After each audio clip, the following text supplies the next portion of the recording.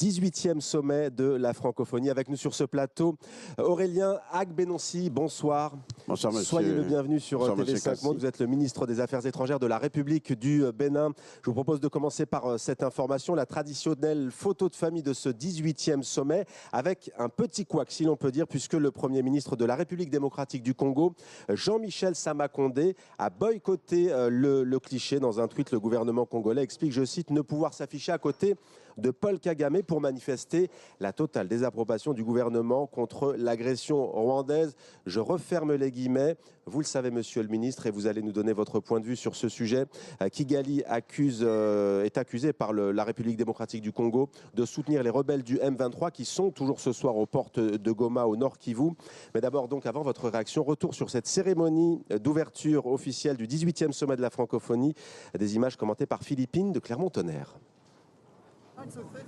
Près de 80 délégations réunies pour une photo de famille. Une image d'unité déjà contrariée par une absence, celle du Premier ministre congolais. Pourtant bien présent sur l'île de Djerba, ce dernier a refusé d'apparaître aux côtés du président rwandais, Paul Kagame. Le Rwanda que Kinshasa accuse d'agression dans le Nord Kivu. Autres grands absents, le Mali, la Guinée et le Burkina Faso, tous trois suspendus de l'organisation. 3 pays, théâtre de coups d'État ces derniers mois. La grand-messe de la francophonie fait donc son retour dans un contexte mondial troublé. Il y a 16 mois, le coup de force anticonstitutionnel de Kais Saied avait entraîné le report du sommet, déjà annulé une première fois en 2020 en raison du Covid. Maître de cérémonie, Kais Saied a ouvert la réunion. Comme tout le monde le sait, il était question à des moments difficiles, pour des raisons multiples, d'organiser ce sommet à distance, par vidéoconférence, voire même, pour certains, de l'annuler pour l'organiser ailleurs. Crise sanitaire et climatique, guerre en Ukraine, des thèmes brûlants que ne manqueront pas d'aborder les dirigeants. Face à ces tensions, la secrétaire générale de l'organisation appelle à resserrer les liens entre les États francophones. Louise Mushikiwabo, seule candidate à sa réélection, devrait être sans surprise reconduite. La francophonie doit demeurer un trait d'union, un forum privilégié d'écoute, d'échange, de dialogue, constamment en alerte pour éviter que les tensions ne dégénèrent en conflit. Pour relever ces défis, l'OIF mise sur le numérique, thème à l'honneur cette année, mais aussi la jeunesse. Ce matin, le président français rencontrait les jeunes ambassadeurs francophones. Il faut être lucide. Dans les pays du Maghreb, on parle moins français qu'il y a 20 ou 30 ans. C'est une réalité. Mais voir votre génération qui le porte est très important. Mais moi, je pense qu'on doit avoir un projet derrière, qui est un projet de reconquête. Après une série de tables rondes entre les représentants, un forum économique doit prolonger jusqu'à lundi le sommet. Aurélien Agbenonsi, une réaction. Ça vous attriste de voir l'absence de la République démocratique du Congo sur la photo officielle de ce sommet? Oui, je dois avouer que la francophonie étant d'abord une famille, on est toujours triste de voir lorsqu'un membre d'une famille s'abstient ou se refuse de s'afficher aux côtés de l'autre membre de la famille. Donc pour vous, la République démocratique du Congo a tort? Je ne juge pas la République démocratique du Congo puisque le Congo et le Rwanda sont des pays amis, des pays frères du Bénin. Donc je ne juge pas le geste du Premier ministre de la République démocratique du Congo. Je dis seulement que cela est un peu triste et nous souhaitons que les efforts qui sont actuellement en cours pour ramener ces pays à une concorde, à une entente, que ces efforts-là puissent prospérer assez rapidement. Voilà pour votre réaction. Je vous propose maintenant d'écouter la secrétaire générale de la francophonie, Louise Mushikiwabo, qui, on le rappelle, est la seule candidate en lice à sa succession. Elle a défendu son bilan et surtout, elle a partagé sa vision de l'avenir. Je vous propose de l'écouter. Nous allons vers une francophonie décomplexée. Je me considère comme une francophone décomplexée. Une langue française pleinement assumée par toutes et tous, aux côtés des autres langues. En effet, à part la France, tous nos autres membres ont une ou d'autres langues. C'est cette francophonie-là que nous voulons bien installer dans l'avenir et la rendre plus pertinente. Est-ce que vous partagez cette vision de la francophonie que l'on vient d'entendre? Je partage cette vision. La vice-présidente du Bénin, Myriam Talata, qui dirigeait la délégation du sommet, et moi-même avons félicité tout à l'heure Louise Mushikiwabo pour sa réélection, mais nous sommes engagés pour une francophonie plus pertinente. Vous venez de dire pour sa réélection? Pour sa réélection. C'est officiel? C'est officiel. Depuis quand? Depuis tout à l'heure, par acclamation. Et nous l'avons félicité et nous avons souhaité que l'OIF s'améliore du point de vue de la gouvernance interne, mais puisqu'elle soit pertinente, comme l'a indiqué Louise Mushikiwabo. Pourquoi il y a des progrès à faire? Il y a toujours des progrès à faire. C'est une œuvre humaine et elle doit être parfaite. Il faut la parfaire chaque jour. Le monde est un monde de défis aujourd'hui. Le monde est traversé par des crises multidimensionnelles. Et si nous voulons faire face à ces crises, il faut que l'OIF soit une organisation chaque jour plus performante. Et votre pays, le Bénin, qu'apporte-t-il à cette famille francophone? Notre pays, le Bénin, d'ailleurs, a été l'un des 21 membres à créer déjà l'Agence de coopération culturelle, qui est l'ancêtre de l'OIF. Nous sommes très actifs au sein de cette organisation. Lorsque récemment, Louise Mushikiwabo est venue présenter au président Patrice Talon le programme La francophonie et elle, qui était destiné à apporter des réponses aux femmes vulnérables pendant la pandémie, le président Patrice Talon a fait une contribution budgétaire assez substantielle. Pardonnez-moi de vous couper, monsieur le ministre, mais pourquoi il n'est pas là, le président Patrice Talon? Le président Patrice Talon a été retenu, parce que vous savez que nous allons en ce moment vers des élections législatives et il y a un agenda très lourd. Vous aimeriez mieux organiser le sommet, vous, au Bénin, un jour? Nous l'avons déjà organisé en 1995, le 6e sommet. Et j'ai annoncé tout à l'heure que le Bénin souhaite abriter le prochain sommet sur l'Afrique. Donc, ça veut dire que le prochain est en France. Mais, deuxième information officielle, donc. Deuxième information officielle, le Bénin est candidat. Oui, deuxième information officielle, c'est en France. Je ne sais pas à quel endroit. Vous ne savez pas l'endroit. Le président Macron l'a annoncé. Mais après celui qui aura lieu en France, le Bénin a exprimé son souhait de l'accueillir à Cotonou, sur le continent africain à nouveau. Le président Emmanuel Macron annonce que ce sera Villers-Cotterêts, un symbole. Oui. Et Emmanuel Macron annonce, tout comme vous l'avez fait avant lui, la réélection de Louise Mushikiwabo. Villers-Cotterêts, c'est symbolique? Je pense que c'est un symbole important pour ceux qui connaissent la réalité française. Alors, en juin dernier, monsieur le ministre, 2 anciennes colonies françaises, vous le savez, le Gabon et le Togo sont devenus membres du Commonwealth. Pourquoi 2 membres officiels de l'OIF font partie de cette organisation du Royaume-Uni, régie par la couronne donc britannique? On s'est posé la question à TV5 Monde. Nicolas Germain et Ndarika Linglopi nous apportent quelques éléments de réponse. On regarde. Ali Bongo pour le Gabon, Faure Gnassingbé pour le Togo. Ces 2 pays francophones ont rejoint le Commonwealth, une première pour des États africains de l'ex-empire colonial français.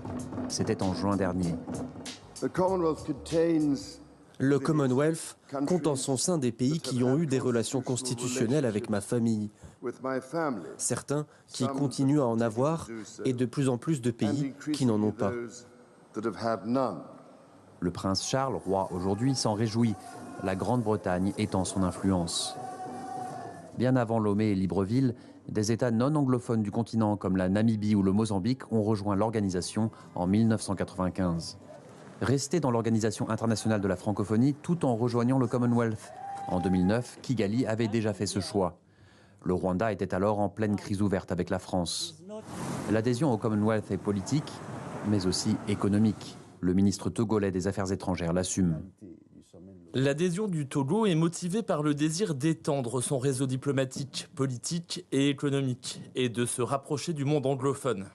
Ali Bongo, lui, s'est fendu d'un tweet en anglais. Le chef de l'État gabonais en visite à Londres est heureux. Avec cette adhésion, un nouveau chapitre s'ouvre selon lui. Car le Commonwealth regroupe près de 2,5 milliards de personnes. Un marché immense donc, et autant de consommateurs potentiels pour les 2 pays francophones. A noter qu'au Togo comme au Gabon, le français reste une langue officielle, mais elle est désormais rejointe par l'anglais.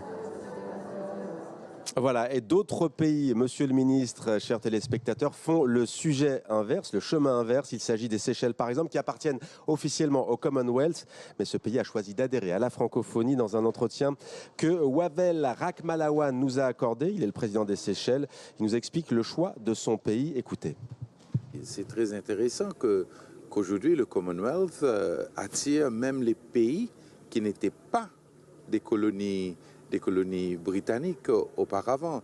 Donc tout cela nous montre que le monde va vers l'épanouissement et n'importe quelle organisation qui donne cette possibilité pour notre jeunesse est attirante.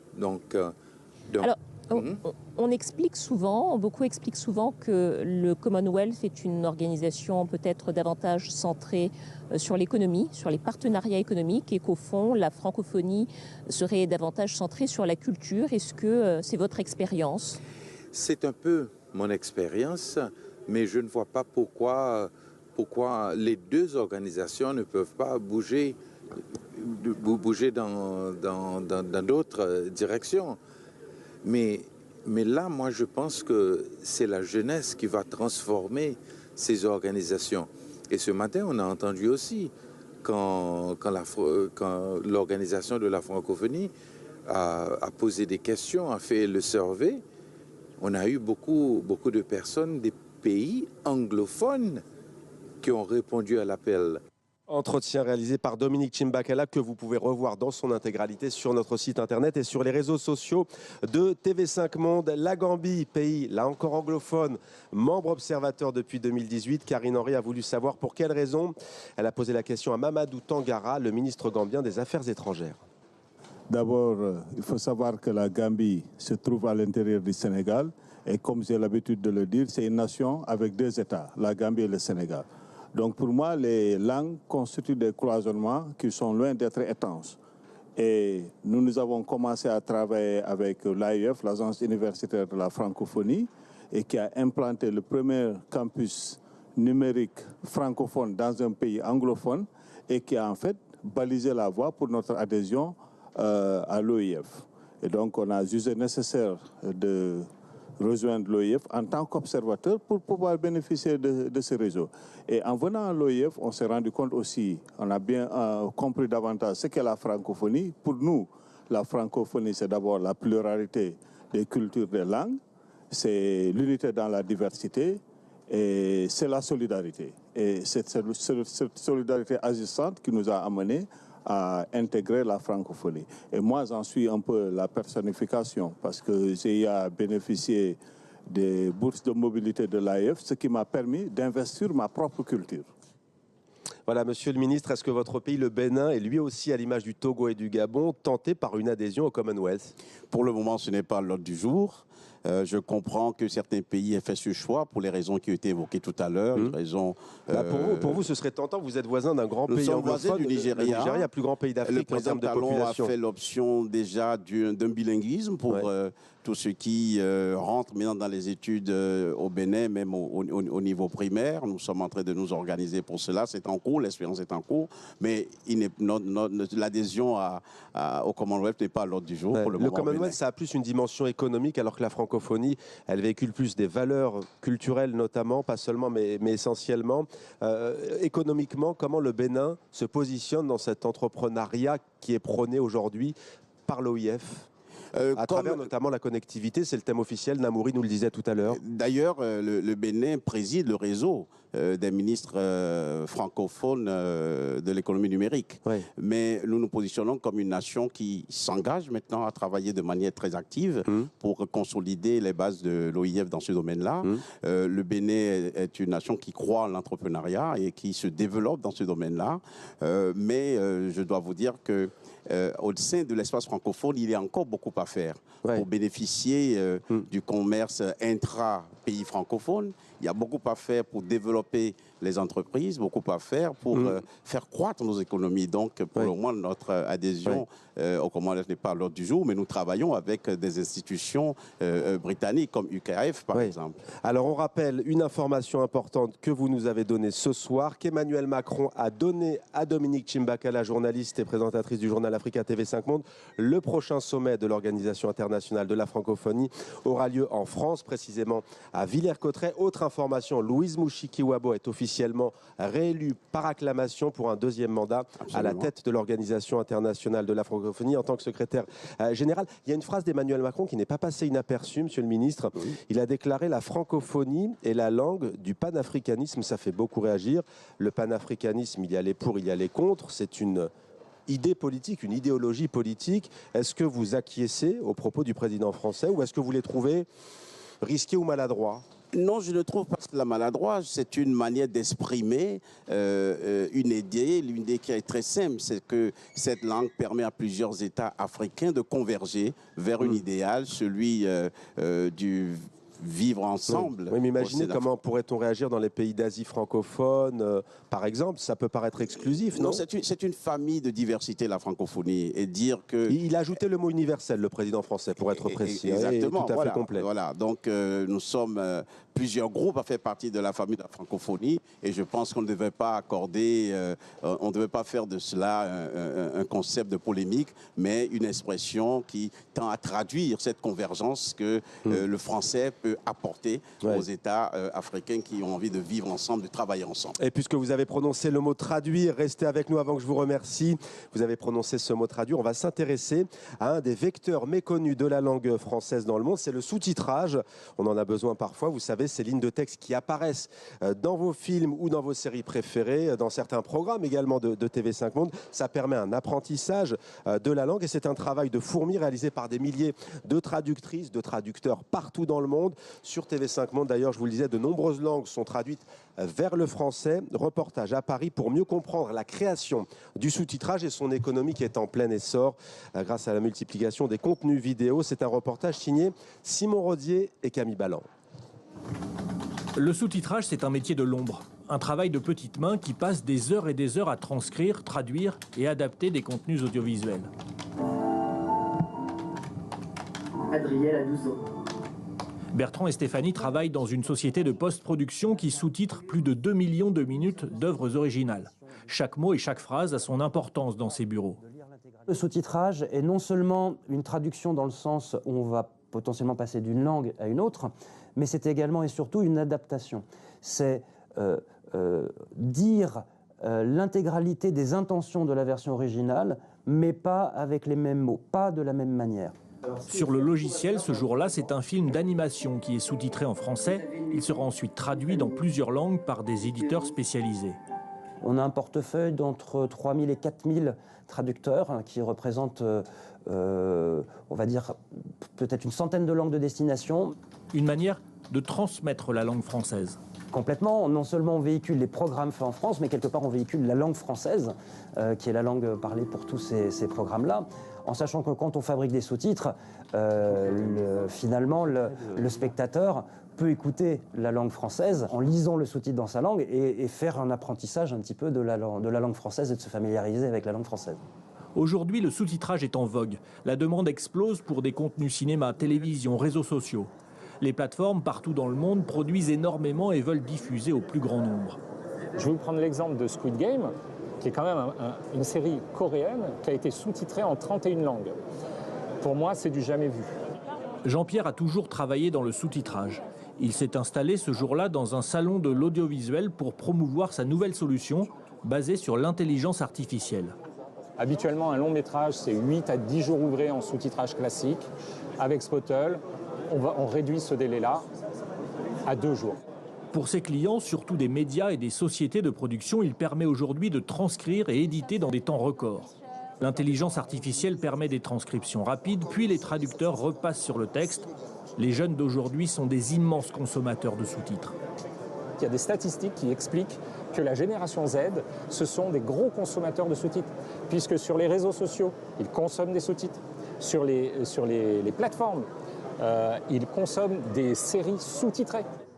Aujourd'hui, les films sont de moins en moins doublés, de plus en plus sous-titrés. Le métier est favorisé par une production qui se multiplie, développée par les grandes plateformes, notamment américaines. L'explosion de la demande de sous-titrage permet aux langues, dont le français, de voyager toujours plus loin, de toucher toujours plus de monde. Voyager toujours plus loin à travers le monde, comme le dit Simon Rodier. Merci beaucoup Aurélien Agbenonsi d'avoir répondu à nos questions. C'est un plaisir. En direct sur TV5 Monde dans le journal Afrique. Je rappelle que vous êtes le ministre des Affaires étrangères de la République du Bénin. Avant de repasser la main à Paris et à Namouri, 2 informations. Dans un entretien exclusif accordé par Emmanuel Macron à TV5 Monde, la réélection de Louise Mushikiwabo par acclamation est clairement évoquée par le président français, tout comme d'ailleurs le lieu du prochain sommet de la francophonie. Ce sera la France, dit Emmanuel Macron, à Villers-Cotterêts. Voilà pour ces 2 informations.